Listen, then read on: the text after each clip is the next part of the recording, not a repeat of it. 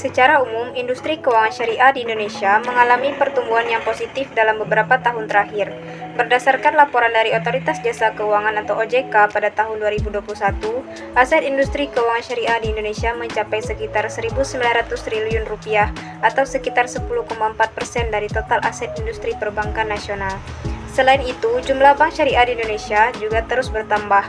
Saat ini terdapat 15 bank umum syariah dan 30 unit usaha syariah yang terdaftar di Indonesia. Pertumbuhan ini didukung oleh peningkatan minat masyarakat terhadap produk keuangan syariah. Namun, seperti halnya industri keuangan konvensional, industri keuangan syariah juga terdampak oleh pandemi COVID-19 yang menyebabkan beberapa bank syariah mengalami penurunan kerja pada tahun 2020. Meskipun masih terbilang lebih baik dibandingkan dengan bank konvensional. Secara keseluruhan, kondisi keuangan syariah di Indonesia saat ini masih menjanjikan dengan potensi pertumbuhan yang besar. Perkembangan keuangan syariah di Indonesia masih menghadapi beberapa hambatan dan kendala.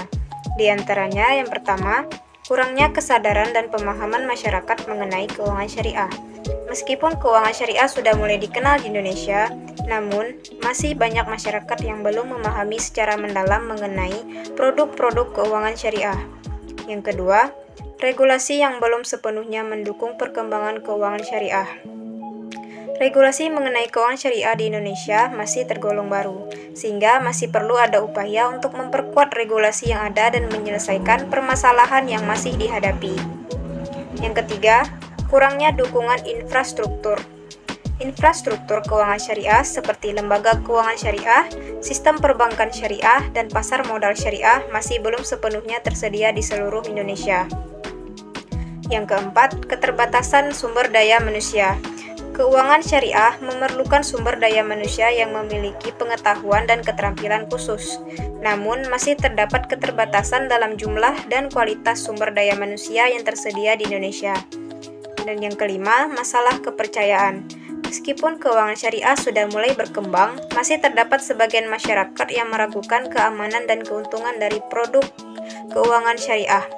Hal ini perlu diatasi dengan meningkatkan transparansi dan akuntabilitas produk keuangan syariah.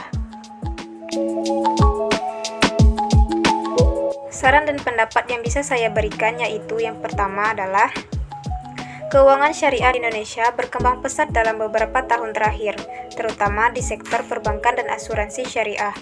Hal ini menunjukkan adanya minat yang meningkat dari masyarakat untuk menggunakan produk dan layanan keuangan yang berbasis syariah. Yang kedua, pemerintah Indonesia telah melakukan berbagai upaya untuk mendukung perkembangan keuangan syariah, termasuk dengan mengeluarkan regulasi yang memfasilitasi pengembangan produk dan layanan keuangan syariah. Saran saya untuk penggunaan keuangan syariah adalah melakukan riset dan pengecekan produk keuangan syariah yang diinginkan untuk dipilih dan memahami prinsip-prinsip syariah yang mendasari produk tersebut. Selain itu, pastikan juga untuk mempertimbangkan keamanan dan keuntungan investasi dalam jangka panjang.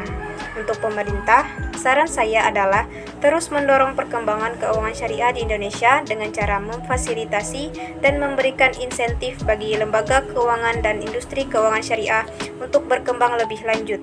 Selain itu, juga penting untuk memberikan pendidikan dan pengetahuan yang memadai kepada masyarakat tentang keuangan syariah.